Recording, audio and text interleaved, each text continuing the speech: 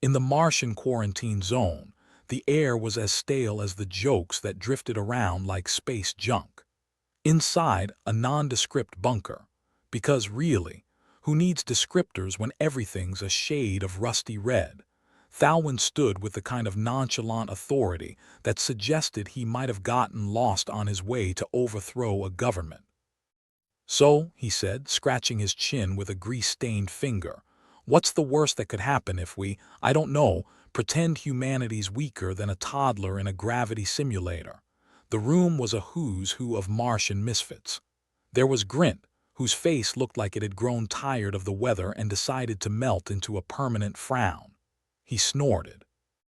"Aside from the fact it already is," Lena, a tall woman with a penchant for sharp objects, both in words and weapons, rolled her eyes. "Except now we do it on purpose." Thalwyn grinned, that infuriating kind of grin that made you want to punch him and buy him a drink all at once. "Exactly. We fake weakness, someone gets cocky and bam. We remind them why you don't mess with apes who figured out how to toss rocks in space." "And here, I thought we were just here for the company," muttered Jax, a wiry man whose main claim to fame was being the only person to survive a Martian sandstorm by talking at it until it gave up. The room was barren, much like their prospects if this didn't work. A few flickering lights overhead, a table that looked like it was one existential crisis away from collapse, and a holo screen that sputtered with static like a cat coughing up a hairball.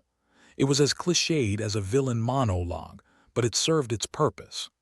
"Look," Thalwyn continued, pacing like a caged tiger cat, "our oh-so-wise leaders have gotten a little too comfy with their post-scarcity utopia.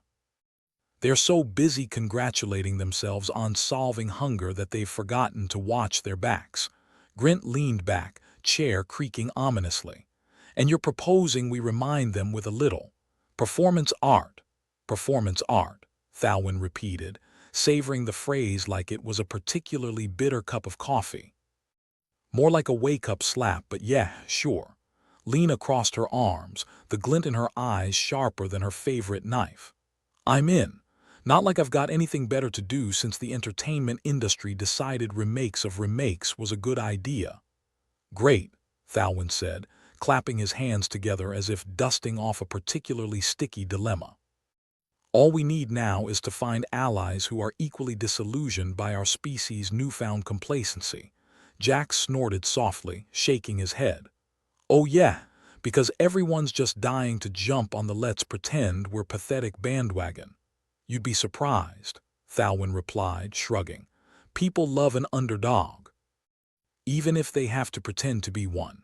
From the corner of the room, a voice piped up Darla, a tech whiz with as much love for corporate sabotage as she had for terrible puns. "I could maybe hack into some of the surveillance drones, make sure no one's peeking in on our little cabaret." "I'd appreciate that," Thalwyn said, offering her a nod that was almost respectful. "Almost.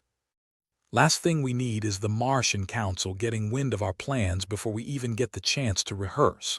Grint stood up, a lumbering bear of a man whose footsteps could probably be heard 2 bunkers over. "Guess I'll start poking around, see who's willing to play ball." "Great," Thalwyn said, the word hanging in the air like a sarcastic balloon. "Just remember, subtlety's key." Grint grunted, an expression of doubt or agreement, hard to tell with him sometimes. "I'm subtle as a brick through a window." "Perfect," Jack said, chuckling. "Just what we need." As the group dispersed, preparing to gather allies and resources for their little charade, Thalwyn lingered, staring at the holo screen that still fizzed and popped. He tapped it more out of habit than hope and watched as a map of the solar system flickered into view. "Think it'll work?" Lena asked, sidling up beside him. "Well, considering our alternative is waiting for someone else to screw us over," Thalwyn said, "I'm willing to gamble on the stupidity of others." "Aren't we all?" Lena replied, a faint smile tugging at the corner of her lips. "Aren't we all?" The words hung between them as heavy as the Martian gravity as they both stared at the screen, a reminder of how far humanity had come and how far it still had to go. Outside, the Martian landscape stretched endlessly, a dusty expanse dotted with the occasional settlement. The quarantine zone was meant to keep people safe, or so the government claimed. But to Thalwyn it felt more like a gilded cage, and he wasn't one for cages, gilded or otherwise. As he stepped out into the harsh Martian sunlight, he squinted, pulling his tattered scarf tighter around his neck. It was a cursed landscape, but in a way it suited him, full of potential if you had the guts to see it. "So, what now?" Lena asked, falling into step beside him. "Now," Thalwyn said, smirking at the infinite possibilities, "we kick the hornet's nest and see what buzzes out." "Just another day in paradise," Lena said dryly, as they headed towards a future as uncertain as the weather forecast. As they walked, the two of them weaving through the narrow paths between settlements, they exchanged the kind of banter that suggested this wasn't their first rodeo. "You ever think about what you'd be doing if Earth hadn't decided Mars was the perfect place to dump its unwanted?" Lena asked, kicking at a rock that had the audacity to be in her path. Thalwyn considered. Probably still on Earth, trying to sell the idea that oxygen cafes could be a thing. Lena barked a laugh, the sound bouncing off the metallic walls of the nearest shack. "You think small. I'd be running one of those holo-game empires, exploiting the masses one microtransaction at a time. Ambitious. I like it," Thalwyn said, his grin wide and unapologetic. "But instead, here we are, plotting to remind the universe not to count us out just yet." Lena shrugged, a gesture that spoke volumes. "Someone's gotta do it, and it sure as hell won't be the Martian Council. They're too busy patting themselves on the back for not ruining another planet." Yet, as they approached one of the larger settlements, a hodgepodge of makeshift buildings and cobbled-together tech, Thalwyn pulled Lena aside. "All right," he said, voice dropping to a conspiratorial whisper, "you see that guy over there?" Lena followed his gaze to a man hunched over a table, his attention split between a half-eaten meal and a data pad. "The one who looks like he's one bad day away from an existential crisis." "That's the one," Thalwyn said. "Name's Rook. He's got connections. The kind we need if we're going to make this charade look legit. Think he'll be interested?" Thalwyn shrugged, an infuriatingly casual gesture. Only one way to find out. They approached Rook, who eyed them with the kind of suspicion usually reserved for malfunctioning airlocks. "What do you want?" he asked, not bothering to hide his disdain. "A little business proposition," Thalwyn said, sliding into the seat across from him with the ease of a man who'd done this 1,000 times before. Rook snorted, setting his data pad aside. "You and every other vulture on this rock." "Ah, but we're the most charming vultures you'll ever meet," Thalwyn replied, flashing that grin of his again. "And the most modest," Lena added, leaning back in her chair.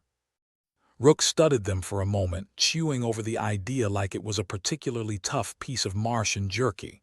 "All right, I'm listening. But if you waste my time, I'll make sure you regret it." "Wouldn't dream of it," Thalwyn said, leaning forward. "Here's what we're thinking."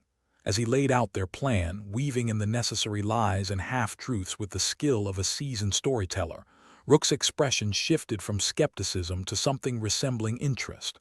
"So, you want to trick the universe into underestimating us," Rook said slowly, his eyes narrowing. "And you think that'll end well?" "Think of it as a long con," Thalwyn replied. "And we're the best con artists in the business." Rook chuckled, a dark sound that echoed their grim intentions. "You got guts, I'll give you that, but you'll need more than that to pull this off." "That's where you come in," Lena said smoothly. "We need someone with connections, someone who can grease the right wheels." Rook considered, his gaze flicking between them.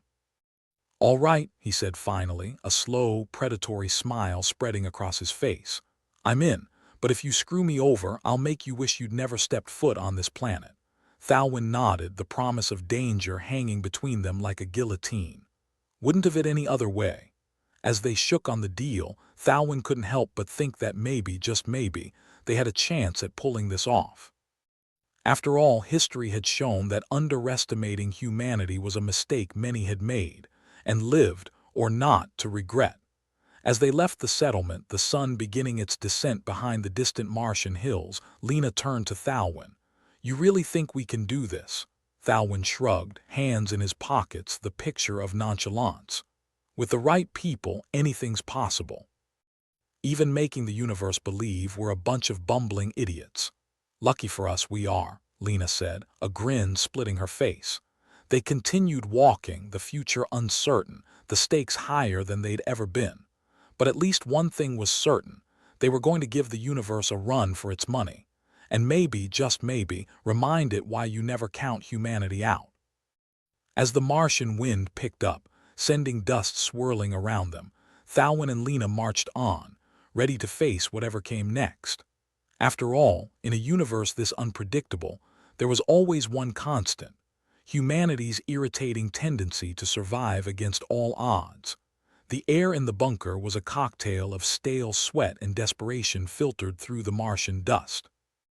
Thalwyn stood in the center, arms folded like he was trying to impress a particularly judgmental bouncer. Around him, the team, a ragtag bunch of rebels, misfits, and people with too much time on their hands, bustled around like ants on a slice of bread. "All right, folks," Thalwyn announced, his voice carrying the weight of someone who'd rather be anywhere else.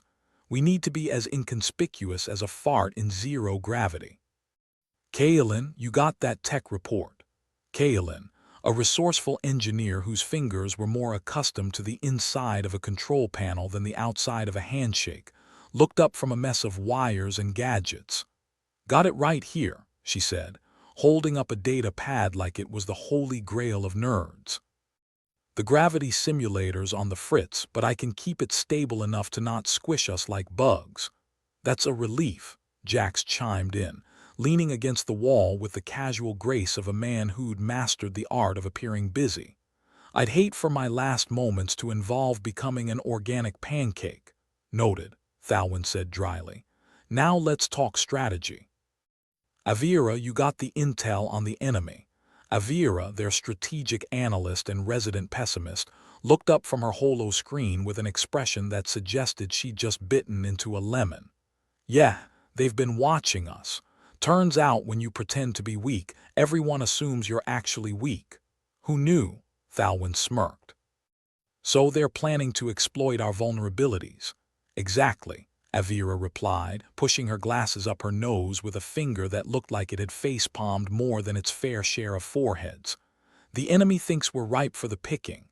Gonna sweep in like a new broom and assume we're a pile of dust."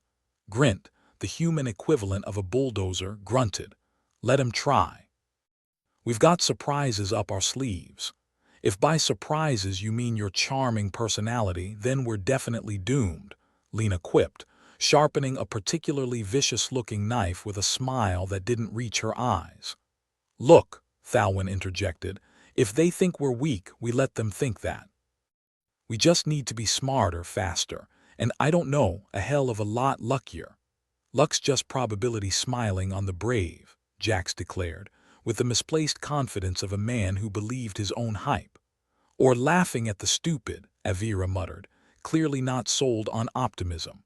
They huddled around the flickering holo screen, which was flashing more often than an old neon sign on the fritz.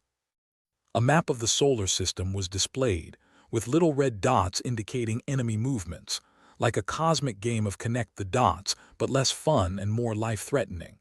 "So, how do we keep this under wraps?" Thalwyn asked, turning to Kaelin. "We can't have the Martian Council catching wind of this." Kaelin shrugged, a motion that made her look like a malfunctioning robot trying to dance.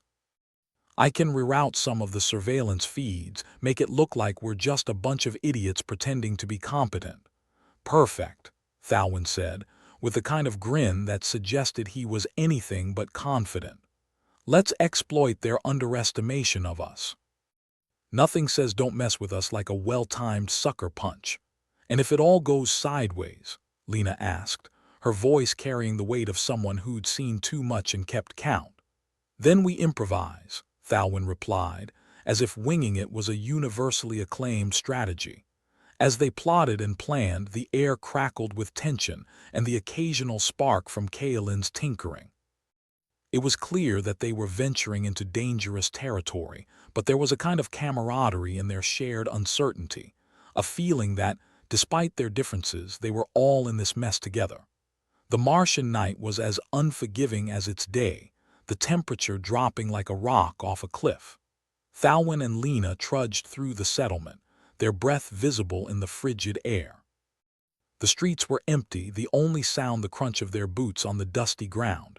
"You ever think we might be in over our heads?" Lena asked, breaking the silence with the subtlety of a sledgehammer. "Every damn day," Thalwyn replied, his eyes scanning the shadows for anything out of place. "But if we don't do this, who will? The Council. They're too busy patting themselves on the back for not screwing up." "Optimistic as always," Lena said, her voice dripping with sarcasm. "But I guess that's why I'm here. Someone's got to keep you from getting yourself killed." "Appreciate it," Thalwyn said, his tone light despite the weight of their situation. As they made their way through the settlement, past the makeshift homes and the occasional flickering light, there was a sense of urgency in their steps. They knew they were walking a tightrope, one misstep away from a fall they might not recover from. Reaching the outskirts, they paused, taking in the desolate landscape. The Martian wilderness stretched out before them, a barren reminder of their isolation. "You think we're ready for this?" Lena asked, her voice barely more than a whisper. "No," Thalwyn admitted, running a hand through his hair, "but we're as ready as we'll ever be." They turned back towards the settlement, their path illuminated by the distant glow of the Martian colonies. It was a long walk back, but they took it in stride, each step a reminder of the challenges ahead. Back in the bunker, the atmosphere was tense. Grint was pacing like a caged animal, and Jax was cracking jokes that no one seemed to find funny. "So," Jax said, leaning against the wall, "what's the plan if everything goes to hell?" "Same as always," Avira replied, not looking up from her screen. "Panic, run around screaming, and then blame someone else." "Sounds about right," Kaelin said, tinkering with a piece of equipment that looked like it belonged in a museum. Thalwyn entered, bringing with him the cold of the Martian night. "All right, folks, we've got a long road ahead of us and not a lot of time to get there. Avira, you got that intel ready?" "Yeah," Avira said, tapping a few buttons on her holo screen. "The enemy's moving in. They're expecting us to roll over and play dead." "Good," Thalwyn said, with the kind of determination usually reserved for people about to make really bad decisions. "Let's show them we're not the pushovers they think we are." "How?" Grint asked, his voice a low rumble. "We're outnumbered, outgunned, and probably out of our minds." "Simple," Thalwyn said, a twinkle of mischief in his eye. "We make them underestimate us even more." "That sounds like a terrible idea," Jax said, but there was a grin on his face. "I love it." As they gathered their gear and prepared to take the next steps, there was an undercurrent of anticipation in the air. They knew they were walking into a storm, but there was a kind of thrill in the uncertainty, a reminder that, despite the odds, they were still fighting. The next few days passed in a blur of planning and preparation. The team worked tirelessly, each member playing a crucial role in the unfolding scheme. There was little room for doubt or hesitation, and they all knew it. Kaelin's fingers danced over the controls, rerouting surveillance feeds and ensuring that their activities went unnoticed. "Just another day of being a digital ghost," she murmured, half to herself. "Better than being a real one," Jax quipped, peering over her shoulder. "Just make sure you don't accidentally reroute us into a wall." "Ha ha," Kaelin replied, rolling her eyes. "I'll try to keep us on this plane of existence." Meanwhile, Avira was busy analyzing enemy movements, her eyes glued to the holo screen. "They're moving faster than we expected," she said, her voice tinged with concern. "We might have to accelerate our timeline." Thalwyn nodded, his expression grim. "Then we adapt. We've got one shot at this, and I don't intend to miss." Lena was sharpening her knives, a ritual that had become second nature. "Hope you all have your affairs in order," she said, her tone light but her meaning clear. Grint just grunted, which everyone took as agreement. His faith in brute force was as unshakable as ever. Despite the tension, there was a sense of camaraderie in the bunker, a shared understanding that they were all in this together. There was no room for doubt, only the grim determination to see things through. Finally, the day arrived. The team was assembled, their gear packed, their nerves stretched thin. Thalwyn stood at the front, his gaze sweeping over them with a mixture of pride and apprehension. "You all know what to do," he said, his voice steady despite the weight of the moment. "Stick to the plan, watch each other's backs, and remember, we're not as weak as they think." "Speak for yourself," Jax said, adjusting his pack. "I'm weaker than a newborn calf." "Then I guess we better hope you're as slippery as you say," Lena replied, a small smile on her lips. As they set out, the future uncertain and the stakes impossibly high, there was a sense of purpose among them, a shared determination to defy the odds and prove their worth. Because in a universe that constantly underestimated them, it was time for humanity to remind everyone why they'd always been such a pain in the ass. And maybe, just maybe, they'd come out the other side stronger for it. The Martian dawn arrived like a slap in the face, cold, brisk, and entirely unwelcome. The team gathered in the bunker, their faces as grimy as the floor after Kaelin had been tinkering with something explosive. The air was thick with tension, the kind that could choke an elephant if there was one stupid enough to be on Mars. "All right, folks," Thalwyn started, his voice carrying the authority of a substitute teacher who'd lost the class's attention weeks ago. "We've got ourselves a bit of a situation." "A situation," Lena snorted, sharpening a knife so menacing it looked like it could carve fear itself. "That's putting it mildly. We're about to be exposed like a nudist at a formal dinner. More like a streaker at a council meeting," Jax quipped, looking far too relaxed for someone whose life was one bad decision away from ending. "Either way," Avira interjected, her fingers flying over the holo screen like a pianist at a concerto from hell, "we need to adapt. Fast. Our feeds are about to be compromised." Kaelin looked up from her gadget, a device resembling a blender that had seen better days. "I've got some tricks up my sleeve," she offered, though her expression suggested those tricks might involve the technological equivalent of duct tape and crossed fingers. Grint, ever the optimist, grunted. "Can't we just smash something? Usually solves my problems."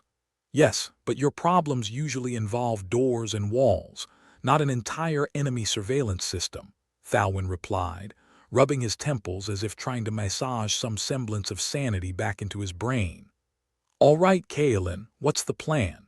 Lena asked, her tone suggesting she'd stab someone if the plan wasn't up to her standards, which were lower than a snake's belly. Kaelin set her makeshift gadget down with a thunk. "I'm working on a jammer that should throw them off our trail. It's a bit temperamental. Temperamental as in might blow us all to pieces or might work as intended." Avira inquired skeptically, not even bothering to look up from her endless stream of calculations. "Somewhere in between," Kaelin replied, a smile that screamed, "Trust me, I'm an engineer," plastered on her face. "I've got a few more tweaks to make." Thalwyn nodded, the kind of nod that a man gives when he's about to bet everything on a horse with a limp. "All right, get it done. Avira, what's our status on the enemy movements?" "They're closer than a clingy X," Avira said, tapping the screen. "I've diverted some of their signals, but they're pesky little bastards. Won't stay fooled for long. So, what you're saying is, we're royally screwed unless we pull a miracle out of somewhere none of us want to reach," Jax concluded, earning a nod from Grint. "Could be worse," Grint grumbled. "Could be raining acid." "Always the sunny disposition," Lena said, sarcasm dripping from her words like oil from a broken engine. "Focus, people," Thalwyn snapped, though there was no real heat behind his words. "We need to stay ahead of them. Kaelin, get that jammer operational. Avira, keep us updated on their movements. Everyone else prepare for contingencies." "Contingencies being what exactly?" Jax asked, scratching his chin like a philosopher pondering the mysteries of the universe, or in his case, where he left his lunch. "Improvise," Thalwyn said, with the kind of confidence you find in someone who's completely out of ideas. "And pray." While Kaelin worked her mechanical magic, the rest of the team busied themselves with preparations that were as reassuring as a paper umbrella in a monsoon.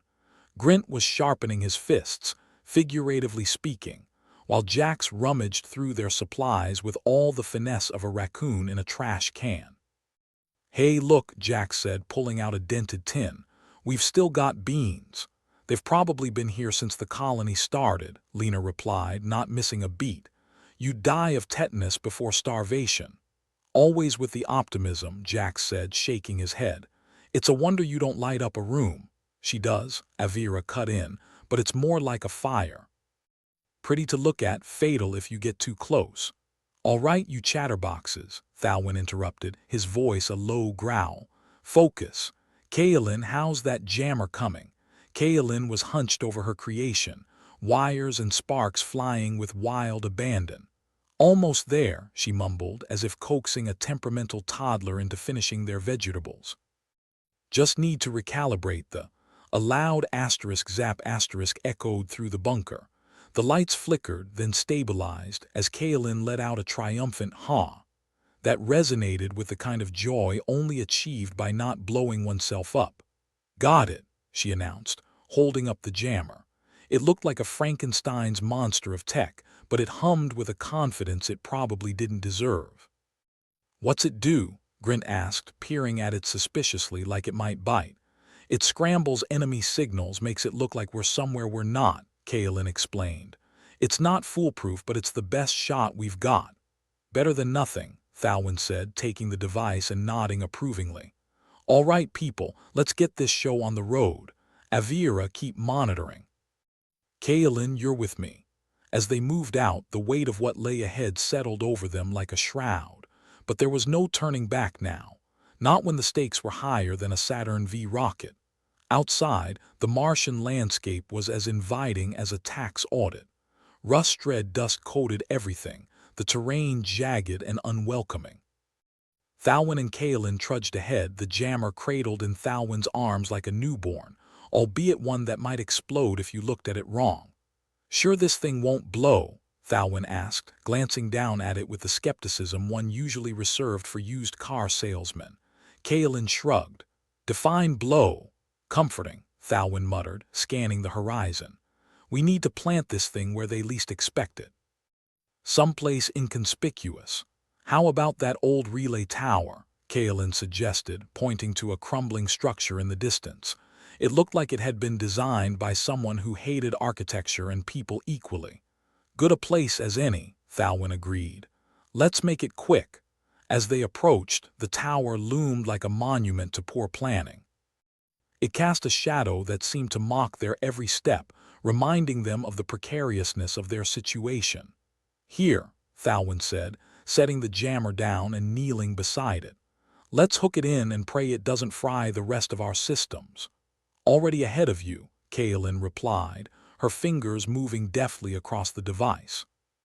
Just a few more adjustments and another asterisk zap asterisk, this one more subdued, signaled the jammer's activation. The tower hummed to life, the signals scrambling with a chaotic brilliance that would have made a Jackson Pollock painting proud. "That's it," Kaelin said, standing back with a satisfied grin. "We're officially off the grid."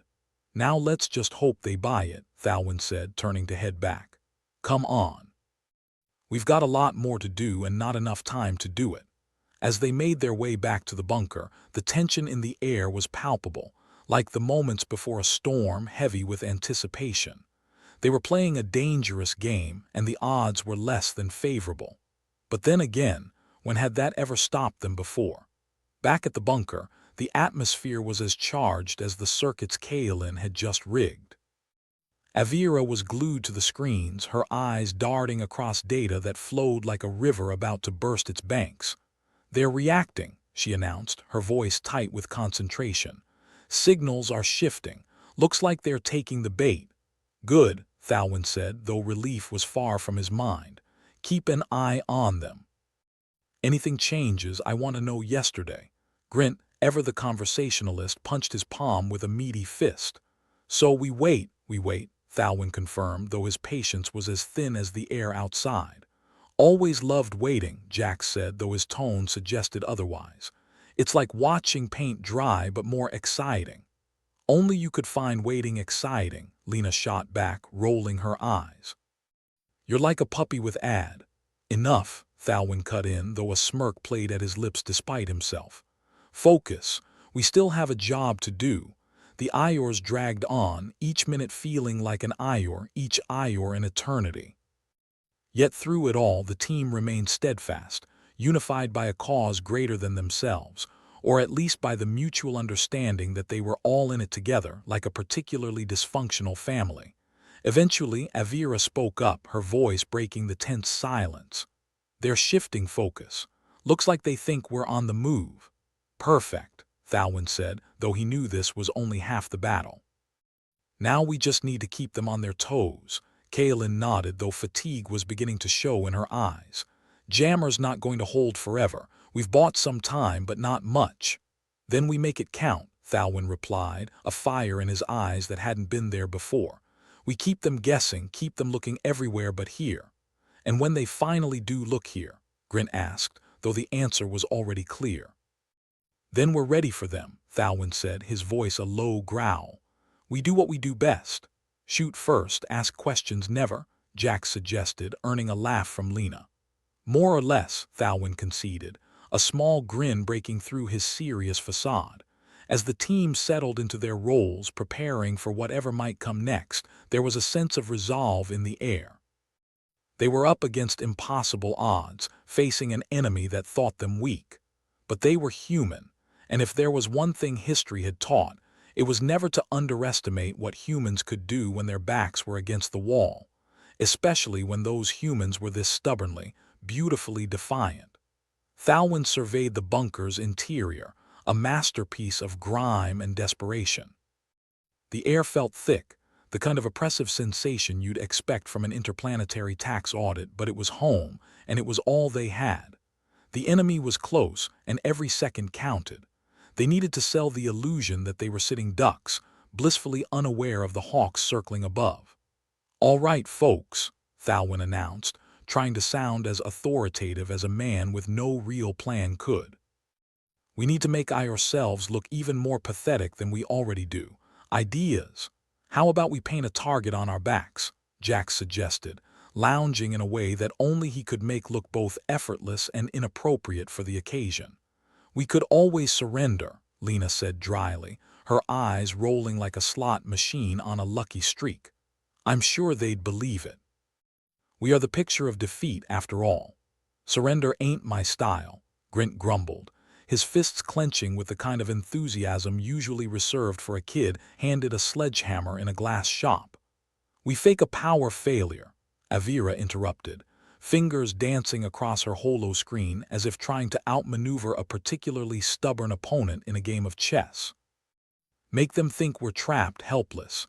Kaelin, still basking in the afterglow of her jammer success, perked up. "I can rig something to make it look like our systems are going haywire. Throw in some sparks, maybe a bit of smoke for dramatic effect." "Smoke and mirrors," Thalwyn mused, nodding. "I like it. Let's hope they buy it like a tourist buys knockoff Martian crystals." "Right," Kaelin said, rubbing her hands together. "Let's turn this place into a haunted house." The team got to work, each member falling into their roles with the kind of grim determination that was either inspiring or utterly depressing, depending on your point of view. Kaelin, with Grint's reluctant help, set about creating a visual symphony of malfunction, a series of explosive sound and light shows that would make any self-respecting fireworks display feel inadequate. Grint, despite his natural inclination to smash rather than tinker, was surprisingly deft when under guidance. "These wires look like they are from the last century," he muttered, holding up a particularly frayed example that seemed to have been held together by sheer willpower and dust. "Perfect for our purposes," Kaelin replied, her voice laced with gleeful malice. "Let's make it look like the entire system's on the brink of a nervous breakdown." Meanwhile, Avira and Lena were orchestrating an electronic ballet, rerouting power to ensure that when the inevitable failure occurred, it looked convincingly catastrophic. They worked in sync, Avira's precise movements complemented by Lena's sharp, decisive taps. "Feels a bit like cheating," Jack said, leaning casually against a support beam. Like we're rewriting the playbook just to make it easier for them. Call it creative liberties, Avira replied, a smirk creeping across her face. Or sheer desperation, Lena added, though the sarcasm in her tone was as familiar as an old friend. Outside, the Martian landscape remained unyielding, a sea of red under a sky that seemed indifferent to their plight. Thalwyn and his crew were puppeteers of their own fate, pulling strings that might very well snap under the strain. "Look alive, everyone," Thalwyn called out, though his voice held a weariness that suggested sleep was a distant memory. "If they think we're down for the count, they'll come running. We need to be ready to spring our own trap." "Hope your trap's better than your plans," Jax quipped, unable to resist a dig even as he adjusted his gear. "Why ruin a perfect record of failure?" Thalwyn shot back, flashing a grin that didn't quite reach his eyes. As the final touches were put in place, the bunker began to hum with a tension that was almost palpable. It was the silence before a storm, the calm that spoke of impending chaos.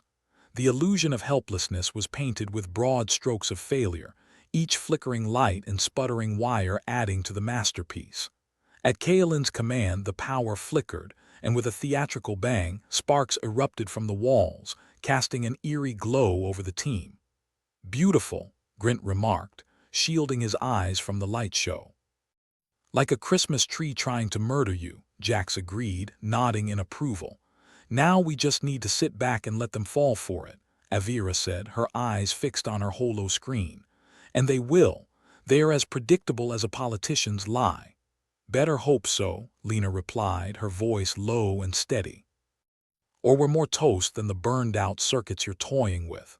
As they waited, the atmosphere in the bunker was one of anticipation, the kind that makes you question whether your heart is beating faster because of fear or excitement.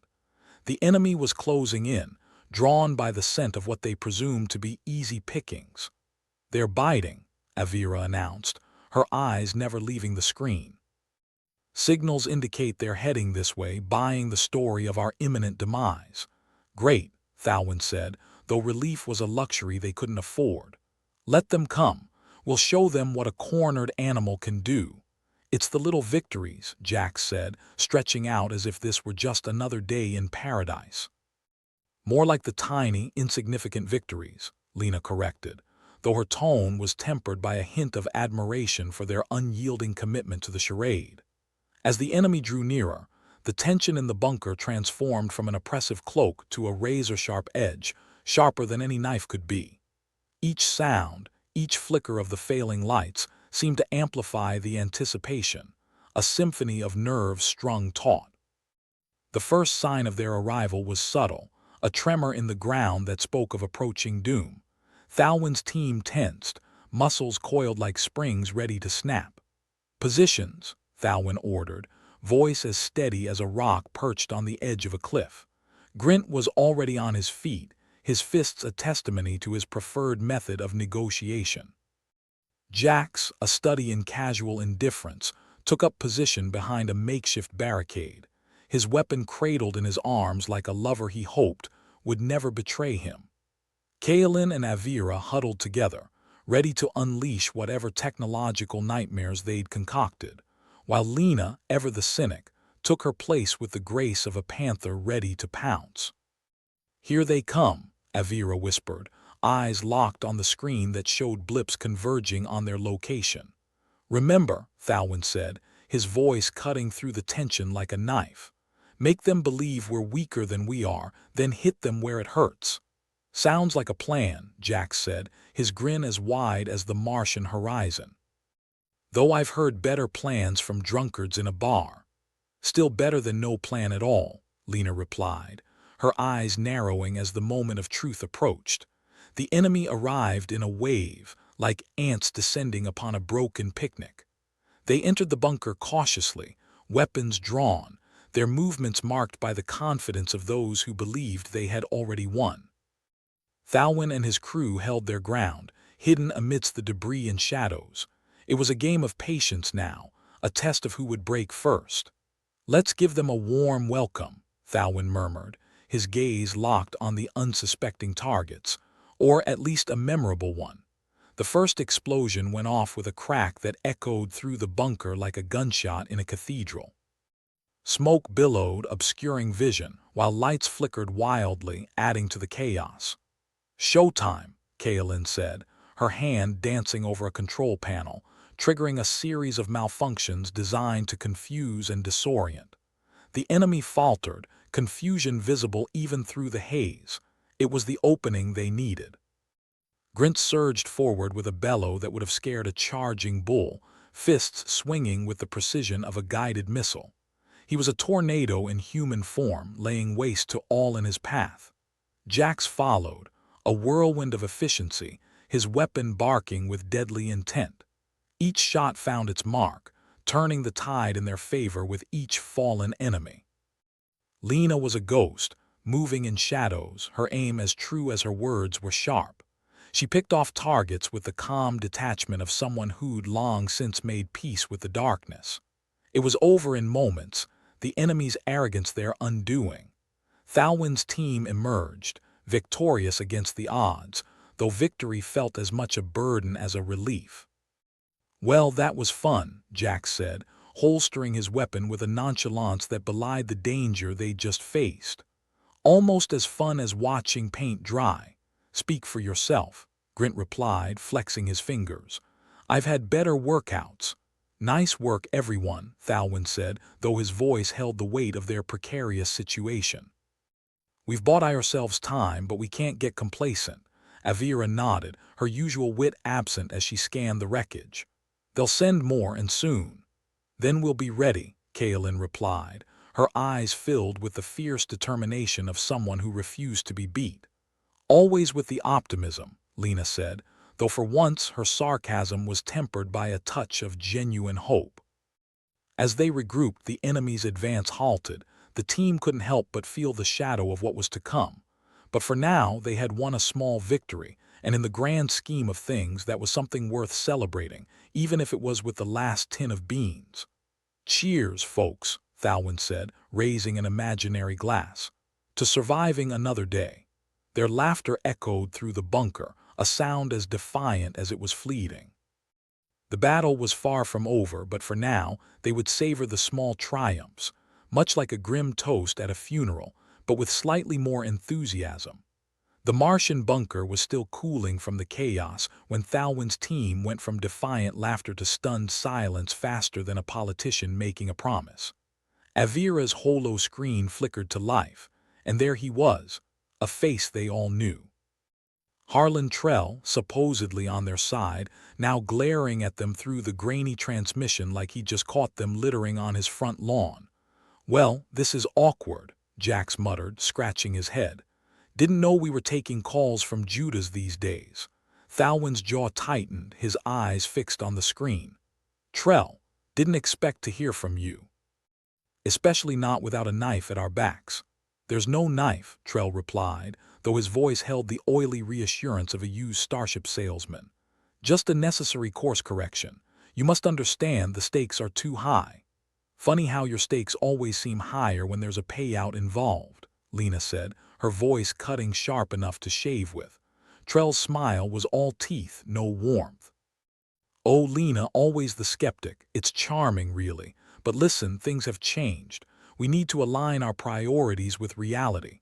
More like aligning with your own survival," Grint grumbled, fists clenched by his sides, itching to smash the nearest inanimate object. "You've sold us out, Trell," Thalwyn said, his voice tight with anger. "Why?" "Self-preservation, Thalwyn. Maintaining a charade of weakness only works when you're not the weakest party in play." Kaelin gave a snort of derision. "So you think we're the weakest? You should see the light show we can pull off." "Ah, yes, your technological theatrics. Impressive, but a magic trick doesn't stop a bullet," Trell replied, words smoothly sliding like a snake over sand. "Is there a point to this call?" Avira asked, her fingers twitching towards the jammer, eager to cut him off. "The point, dear Avira, is that you've got enemies closing in from both sides. You can't win this. Better to surrender now, and maybe we all live to see another sunrise." "Overrated sunrises," Jax said with a shrug. "They're just advanced warnings of another lousy day." Trell's face hardened, the smile vanishing like a politician's promise post-election. "This is your last chance." "No," Thalwyn replied, his voice carrying the weight of lead and the resolve of a gambler with nothing left to lose. "This is your last mistake." With a gesture from Avira, the screen went dark, Trell's face disappearing into the ether like a bad dream you can't quite shake off. "Well, that's one less Christmas card to send," Lena said, breaking the tension with a humor that no longer felt quite so dry. Thalwyn turned to face his team, the weight of betrayal settling on his shoulders like an ill-fitting coat. "We're in deep now. We've got to assume they know everything." "Great," Grint said, his sarcasm blending with genuine determination. "Means we can stop pretending to be dumb and just get straight to being dangerous." "Finally, the kind of honesty I can get behind," Jax said, stretching. "Always knew playing dead was overrated." Avira tapped the holo screen, her gaze intense. "Trell's broadcasted our position. We've got maybe an hour before they are on us. We'll need a way out," Kaelin said, her mind already racing through possibilities like a gambler with a new deck of cards. "We make a stand here," Thalwyn replied, his tone leaving no room for argument. "But if it comes to it, we'll retreat to the lower tunnels. They don't know the maze like we do. Sticking around for the encore." "Risky but could be fun," Jax said, his grin as sharp as the knife he was flipping lazily between his fingers. "Only if you enjoy getting shot at," Lena shot back. "But hey, whatever gets you off." The team moved with military precision, each member slipping into their role like it was an old, if somewhat uncomfortable, glove. They reinforced barricades, checked weapons, and set traps designed to make any unwelcome guests feel exceedingly unwelcome. "Feels like we're prepping for a party, only we invited all the wrong people," Avira said, adjusting a panel to ensure maximum disruption at the flick of a switch. "That's the problem with parties," Grint replied, hefting a rifle with the ease of someone who'd known its weight far too long. "Everyone crashes them eventually. Especially the ones who've forgotten to RSVP, Kaelin added, her fingers dancing across the controls like a pianist at a recital. The bunker's air was thick with anticipation and the faint tang of ozone from their earlier theatrics. Outside, Mars remained indifferent, its rusty red expanse stretching to the horizon under a sky that hadn't cared about human problems for centuries. "Wonder if Mars ever gets tired of us idiots messing around on it," Jax mused as he checked his gear one last time. "Not as tired as we get of stepping on its face every day," Lena replied, her tone a mix of wry humor and grim reality. "Positions," Thalwyn called out, his voice carrying the authority of a man who'd been pushed to the brink and found something solid to hold onto. The team settled in, each taking up their place with the weary familiarity of soldiers who'd done this dance too many times before. As they waited, muscles tensed, senses heightened, the betrayal still fresh and raw, there was nothing left to do but prepare for the storm. The attack came as expected, like a bad sequel that couldn't wait to premiere. The ground shook with the approach of heavy boots, the rhythmic drumming of Doom's own percussion band. "Here we go again," Jax muttered, the anticipation crackling in the air like static before a lightning strike. The first breach was at the main entrance, a blast that sent debris flying. Thalwyn's team responded with precision, their counterattack swift and brutal. It was a symphony of chaos played in gunfire and shouts, a dance of death where each step was calculated and deadly. Grint, ever the frontline warrior, met the assault head-on, a whirlwind of violence that left no doubt about his intentions. He was the immovable object in a world of flimsy plans. "Thought you'd never ask," Grint grunted as he laid into the enemy, each punch a punctuation mark in the language of war. Jax darted between cover, his movements fluid and unpredictable, like a cat with too much caffeine. His shots were precise, each one a reminder that underestimating them was a mistake you didn't get to make twice. Lena's sniper fire was the unseen hand of death, her bullets silent managers of fate. She dispatched foes with an efficiency that was almost beautiful in its lethality. Should have brought a bigger army, she quipped, reloading with a smirk that was halfway to a laugh. Kaelin and Avira implemented their techno-sabotage, turning the bunker's systems into a living hell for the invaders. Panels sparked, lights flickered erratically, and alarms blared with a cacophony that disoriented and confused. "Nothing says welcome like a little sensory overload," Kaelin said, her fingers dancing over the controls. "They'll learn to love it," Avira added, triggering another round of malfunctions. "Or at least hate it in a way we can appreciate." The fight was long and brutal, each wave of attackers met with unyielding resistance. Yet for all their effort, the realization slowly dawned on Thalwyn that they couldn't hold forever. The walls were closing in, the enemy relentless in their numbers and their resolve. "Time to think about that exit," Thalwyn called, voice tight with the strain of leadership under fire. "Always knew we'd have to bug out at some point," Jax said, moving back towards the fallback point. "I just hoped it would be under slightly less grim circumstances." "You and your optimism," Lena said, but there was a camaraderie in her voice that took the sting from her words. "Lower tunnels it is," Kaelin announced, activating the sequence to open their escape route. "Just like we planned." "Yeah, plan," Avira echoed. "Like punching a bear because you're out of honey is a plan." The team began their retreat, falling back with practiced precision, the bunker a battleground that had seen its last stand. As they descended into the labyrinth of tunnels, leaving behind the debris of chaos, Thalwyn couldn't help but feel the weight of Trell's betrayal hanging over them. They had been exposed, vulnerable, and yet here they were, still standing, still fighting. "We'll get through this," Thalwyn said, though it sounded more like a promise to himself than a declaration. "Sure we will," Grint said, his voice carrying the kind of determination that saw through walls. "Just got to keep moving." "Like always. And maybe next time we'll have the party on our terms," Jax added, a hopeful note in his usually sardonic tone. The darkness of the tunnels was a comfort, a shield against the eyes of those who would see them broken. As they moved deeper into the maze, their laughter echoed around them, a sound as defiant and fleeting as they were. Because in a universe that seemed hell-bent on proving them wrong, they were still here, still human. And that, if nothing else, was worth a grim, gallows-humor toast with whatever was left in their flasks. The bunker's corridors echoed with the sounds of retreat, like a band of rodents scurrying through walls that had seen better days. The team moved with the kind of desperate grace you'd expect from a ballet troupe forced to perform in a war zone. Thalwyn led the way, his mind racing like a rat on a wheel, trying to outpace the reality that they were one bad decision away from becoming Martian dust. "You know," Jax said, breaking the tension with the verbal equivalent of a crowbar, "I always thought dying on Mars would be more glamorous. At least we'll have a great view of the red rocks before we croak." "Yeah, nothing like a last-minute geology lesson to spice things up," Lena replied, her tone flatter than a Martian pancake. The tunnels twisted and turned, a labyrinthine network that only Mars could boast, assuming Mars ever stopped being so disinterested in their plight. It was as if the planet itself was secretly rooting for them to fail, just so it could have a good chuckle at their expense.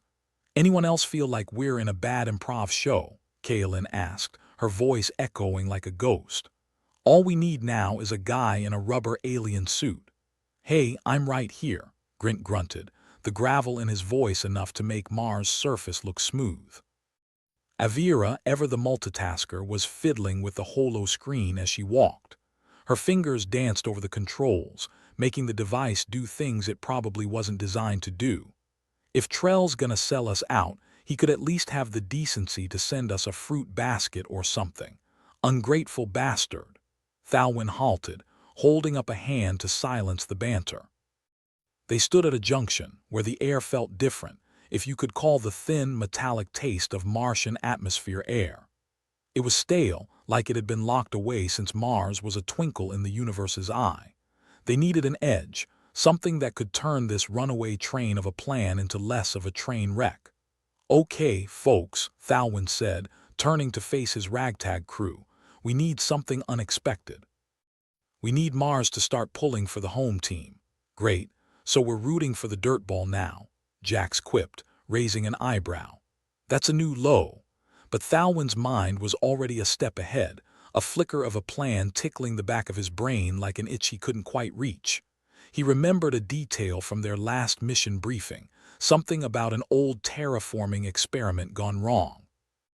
Mars had its hidden dangers, like a movie monster lurking just off-screen, waiting for the right moment to pounce. Kaelin, Thalwin said, his voice suddenly sharper, can we tap into those old terraforming systems? I remember there was something about releasing gases, changing the climate. You think you can make Mars do a little dance for us? Kaelin's eyes lit up, her grin as wide as a cat that had just found the cream. It's a gamble, but I can try. Might have to jerry-rig a few things, but if Mars holds a grudge, we can use it to our advantage. Great, because I've always wanted to see a planet have a tantrum, Lena drawled, her sarcasm cutting through the tension like a blade. The plan was risky, a Hail Mary thrown at the cosmos itself. But in their line of work, risk was just another word for Tuesday. As they moved through the tunnels, Kaelin and Avira worked in tandem, improvising with wires, circuits, and the kind of technical wizardry that made the rest of the team feel like cavemen watching fire for the first time. Just once, Jax said, watching the duo work, I'd like to fight an enemy that doesn't require us to outsmart a planet. Is that too much to ask? Dream on, Grint replied, his voice a low rumble. We're in the business of impossible odds, keeps us young. Or dead, Lena added, though the corners of her mouth betrayed a hint of a smile. Time blurred into a mess of frantic activity, the team's movements a symphony of controlled chaos. Every second was a countdown, every step a wager against fate. And yet, for all their efforts, Mars remained indifferent, a silent partner in their desperate dance. Finally, Kaelin looked up, her face a mix of triumph and disbelief. All right, I think we're set. If I did this right, Mars is about to throw one hell of a hissy fit. Good, Thalwin said, nodding. We'll use the chaos to punch a hole in their lines, then head for the evac point. Let's see if Trell's new friends enjoy a little Martian hospitality. As if on cue, the ground shuddered beneath their feet, a reminder that Mars played by its own rules. A low rumble filled the tunnels, growing louder like the approach of an unwelcome guest who couldn't take a hint. Looks like we're about to have company, Avira said, her fingers poised over the controls. Hope they brought marshmallows, Jax replied, his grin as irrepressible as ever. The team braced themselves as the terraforming system came to life, ancient vents releasing trapped gases into the tunnels. The air turned acrid, a cocktail of chemicals that would have made any sane person reconsider their life choices. But sanity was in short supply, and they had a mission to complete. As the gases spread, the approaching enemy was caught off guard, their advance faltering in the face of this unexpected assault. The team watched from their vantage point, unseen and waiting, as Mars unleashed its fury. Guess they forgot their respirators, Grint said, hefting his weapon with grim satisfaction. More for us, Lena quipped, her voice steady as she took aim. Amidst the chaos, Thalwin saw their chance. Now, he ordered, and the team moved as one, striking with the precision of a scalpel wielded by a surgeon fueled by caffeine and spite. Their attack was relentless, a wave of calculated violence that shattered the enemy's lines. Thalwin led the charge, his rifle barking out commands that couldn't be ignored. Grint followed, a force of nature with fists and fury that knew no equal. Lena's shots were poetry in motion, each one a testament to her skill and cold resolve. Getting crowded in here, Jax said, ducking under a spray of bullets. But I'm not complaining. Means we're doing something right. Or everything wrong, Avira replied, triggering another burst of electronic havoc. Either way keeps us on our toes. The enemy tried to regroup, but Mars had other plans. The tunnels twisted and turned, redirecting the gases, the terrain itself becoming a weapon in Thalwin's arsenal. Confusion reigned, and in that confusion the team found their strength. Retreat, came a desperate voice from the enemy ranks, but it was too late. The damage was done, the tide turned by an ancient machine that had finally found its purpose. "See, told you Mars was on our side," Kaelin said, her voice a mixture of exhaustion and triumph. "Yeah, next thing you'll tell me it's got feelings," Jax replied, though there was relief in his eyes. The battle had been won, at least for now.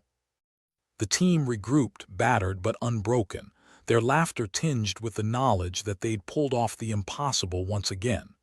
"Let's move," Thalwyn said, his voice carrying the weight of command. "We've got a date with Destiny, and I don't intend to stand her up."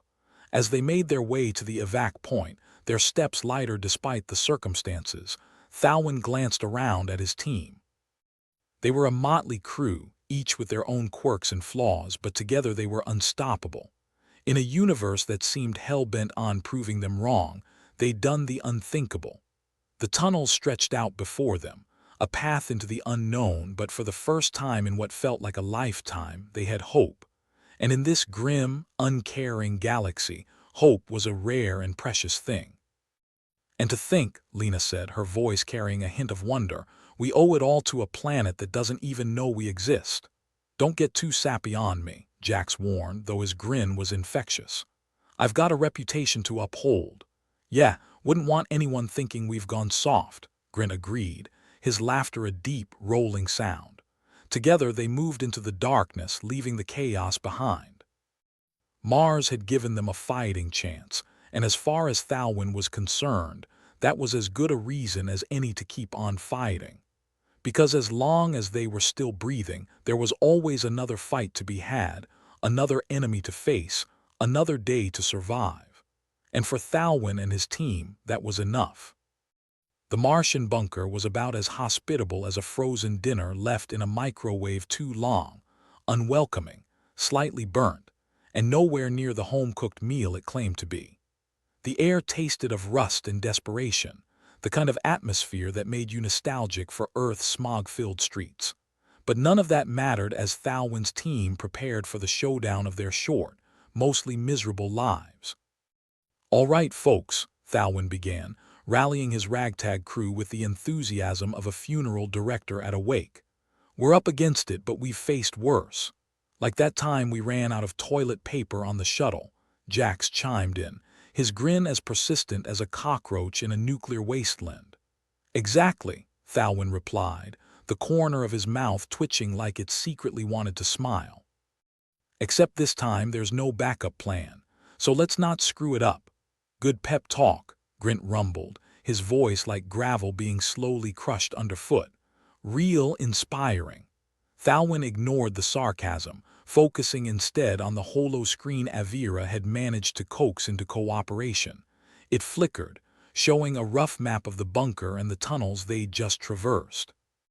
The enemy was closing in, but Thalwyn had a plan, one that involved making Mars work for them rather than against.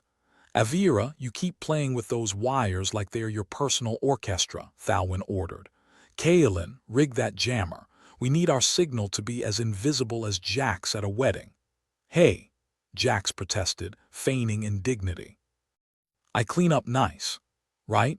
You're the dashing rogue in every mother's nightmare," Lena quipped, her eyes never leaving the sights of her weapon. "But let's focus on making sure we all live to die another day."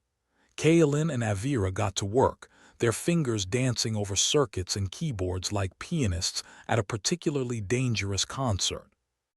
The air was tense with anticipation, the kind of anticipation usually reserved for tax audits and dental appointments. "How's it looking?" Thalwyn asked, casting a glance at Kaelin as she soldered something that looked suspiciously like a circuit board pilfered from a children's toy. "Like a bad date with good wine," she replied, not looking up. "But it'll have to do." "Fantastic," Thalwyn muttered, more to himself than anyone else. "This is the only time I wish for a Deus ex machina, or maybe just a Deus," Grint suggested, hefting his weapon. "Could use a little divine intervention right about now." But divine intervention was not on the menu. Instead, they'd have to make do with human ingenuity and a planet's mood swings. As Kaelin finished her setup, the bunker shuddered, a deep rumble growing louder, a reminder from Mars that it still had plenty to say. "Incoming," Avira announced, her eyes glued to a different monitor. "Enemies closer than Jax at a buffet." "Hey," Jax again, but his protest was half-hearted, his attention on the approaching threat. Thalwyn took a breath, the kind that filled his lungs with resolve rather than oxygen. "Let's show them what happens when you underestimate humanity." "Avira, on my mark." The team tensed, weapons ready, eyes locked on the monitors. Thalwyn counted down in his head, timing everything to the heartbeat of the planet. 3, 2, 1, now, he shouted, and Avira hit the switch. The jammer Kaelin had cobbled together wine to life, disrupting enemy comms and making their surveillance about as reliable as a politician's promise. The terraforming system, coaxed back into action, belched out a cocktail of gases that turned the air into something best described as unfriendly. Outside the bunker, chaos erupted.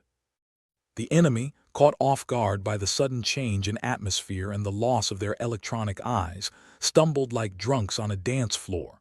Thalwyn's team used the moment, moving with calculated precision. "Look at him flounder," Jax said, shaking his head with mock sympathy. "Like fish in a desert."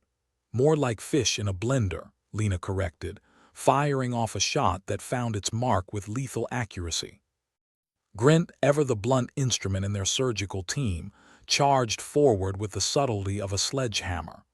"Time to introduce them to Mr.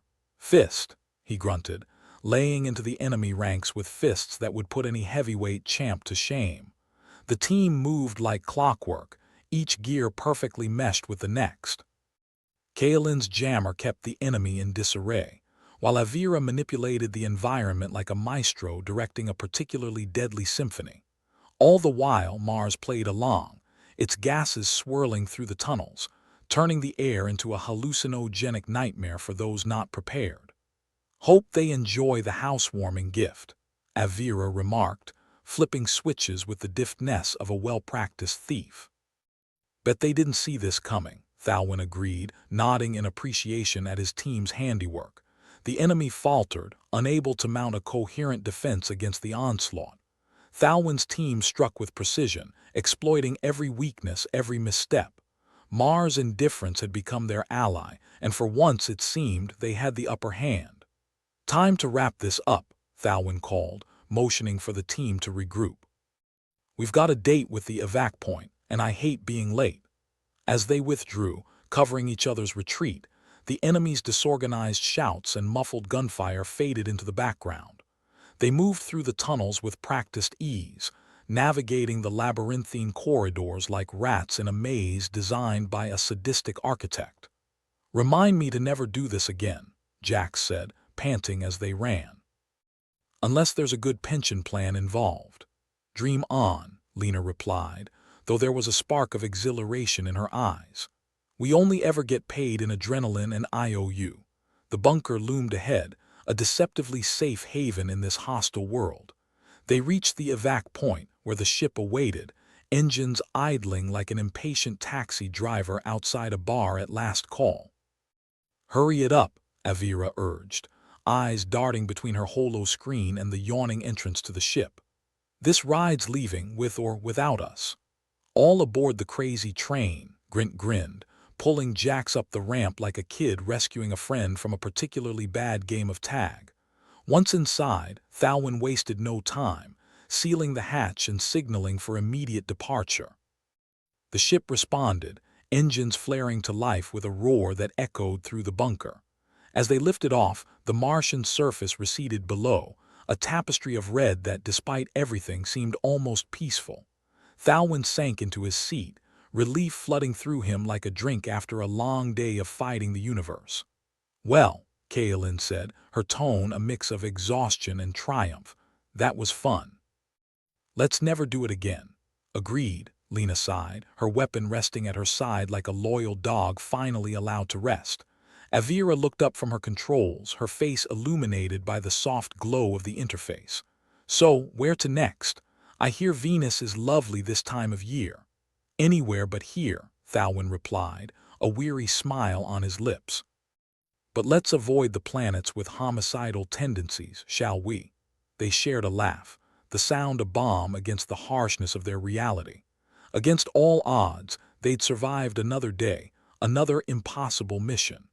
And though the universe seemed determined to crush them beneath its indifferent heel, Thalwyn and his team had shown that humanity was far from finished. "Think Trell's new friends are enjoying the Martian hospitality?" Jax asked, kicking back with the arrogance of a man who'd just won a game of poker against the Grim Reaper. "Guess they'll have to find out the hard way," Thalwyn replied, his expression one of grim satisfaction. As the ship sped away from Mars, leaving behind the chaos they'd orchestrated, Thalwyn glanced around at his team, tired but triumphant, weary but unyielding. They were a motley crew, mismatched and flawed, but damn if they didn't make it work. In the silence that followed, the weight of what they'd accomplished settled over them. It wasn't just that they'd outsmarted their enemies. It was that they'd done it with style, with cunning, with the kind of reckless abandon that made life worth living. "And to think," Lena murmured, her voice breaking the quiet, "we owe it all to a planet that couldn't care less." "Yeah," Jax replied, staring out at the stars. "But I'll take it. Here's to Mars, may it keep not giving a damn." "Cheers to that," Kaelin agreed, leaning back in her seat with a contented sigh. As they drifted into the vastness of space, Thalwyn felt a sense of peace settle over him, temporary perhaps but real nonetheless. They'd won in their own way against impossible odds, and for a moment in the expanse of the cosmos, that was enough. The Martian quarantine zone and all its rusty red glory faded into the background, leaving behind a smoggy memory of chaos and narrow escapes. The spaceship hurtled through space, the hum of its engines, a kind of cosmic lullaby to the crew who'd just tangoed with death and somehow managed to step on its toes. "Well, that was a fun little jaunt," Thalwyn said, his voice carrying the kind of weary cynicism one usually reserves for bad sequels and worse dates. "What do we think? Annual tradition?" Jack snorted, stretching out in his seat like a cat who'd just found the sunniest spot on the carpet.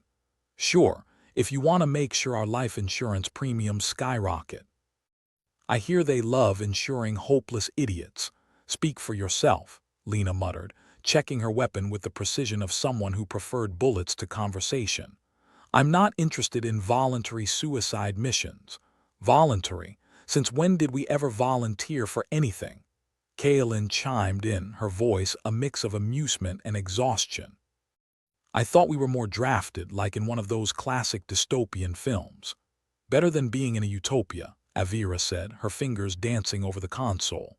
"Where's the fun in everything being perfect and safe? That's for people who think vanilla's an exciting flavor. Besides, those utopias always have a catch," Grint rumbled, his voice still carrying that gravelly edge as if he'd been gargling with nails. "Usually involves some creepy mind control or a dress code." Thalwyn leaned back in his chair, letting the banter wash over him like a comforting wave of normalcy. It was strange how quickly the adrenaline of almost dying could fade into this camaraderie built on dark humor and shared insanity.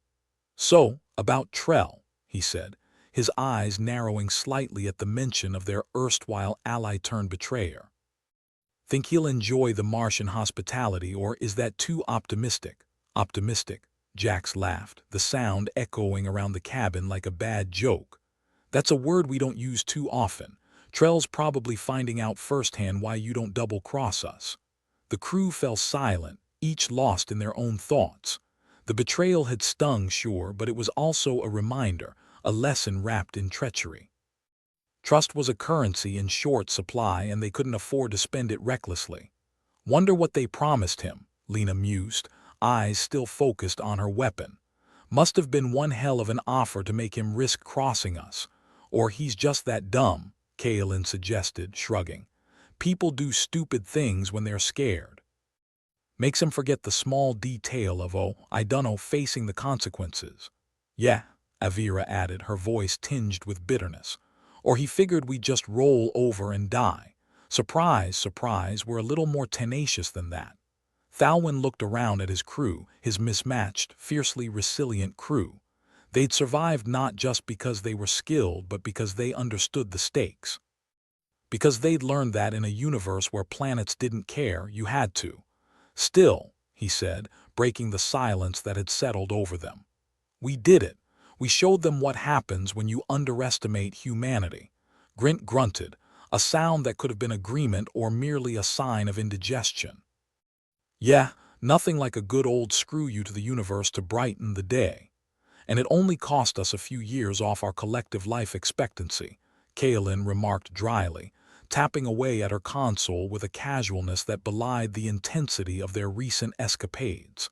Think of it as a cosmic diet plan, Jack said, his grin a little too wide. Who needs years anyway? Overrated concept. Lena finally looked up, her expression one of rare amusement. Right. Live fast, die. Old and preferably not in a blaze of glory if I can help it. The ship continued its journey, carving a path through the vast emptiness of space. In the cockpit, the crew fell into a comfortable silence, each lost in their own thoughts. The mission had been a success, sure, but it was also a reminder of just how precarious their existence was. You know, Avira said after a while, her tone lighter, I think we should get hazard pay. Just a thought. Thalwyn chuckled, the sound low and rumbling. I'll bring it up at the next team meeting, right after we solve the whole constant threat of death issue. Can't wait, Kaelin replied, her voice dry as a Martian summer. Really looking forward to that. As they drifted through the cosmos, the crew found solace in each other's presence. A ragtag band of misfits who'd somehow cobbled together a family out of chaos and conflict. They were battered, bruised, but ultimately unbroken. Think the quarantine zone will miss us? Jax asked, his eyes reflecting the starlight as he gazed out into the infinite. Like a hole in the head, Grint replied, his tone as gruff as ever. But it won't forget us, not after what we pulled. And neither will anyone else, Thalwyn added, his voice steady, sure. We made our mark, let him try and erase it. Lena nodded, her expression fierce. Damn right, we don't fade away. We leave scars. It was a testament to their tenacity, their unwillingness to be beaten down by a universe that seemed hell-bent on their destruction. They were survivors, warriors in their own right, and for better or worse they'd continue to fight. So, Thalwyn said, breaking the reflective silence, how about a round of drinks on me? We've earned it. You buying? Jax asked, eyebrows raised in mock disbelief. Don't hold your breath, Kaelin said, a smirk playing on her lips. Thalwyn chuckled, shaking his head. Fine, fine, drinks on the house, but don't get used to it. As laughter filled the cabin, a warm, tangible thing, Thalwyn knew they had more battles ahead. More betrayals, more obstacles, more grim reminders of humanity's fragile place in the cosmos. But they'd face it together with sarcasm and grit, with humor and heart. And maybe, just maybe, that would be enough. And so, the ship sailed on, carrying its crew toward the next adventure, the next challenge, and the next chance to prove that even in a universe that didn't care, they did. Because in the end, it wasn't about the destination. It was about the journey, and the friends you made along the way, whether they were shooting at you or shooting with you. Here's to more days like this, Thalwyn said, raising an imaginary glass as the ship's engines purred beneath him, a soothing reminder of all they'd survived. Cheers to that, the crew echoed, voices mingling in the cramped, comforting confines of their ship, a small, defiant speck in the vastness of space, but one that burned brightly against all odds. And as they toasted to uncertain futures and improbable victories, to each other and to humanity's relentless spirit, they knew one thing for sure: they weren't going anywhere but forward.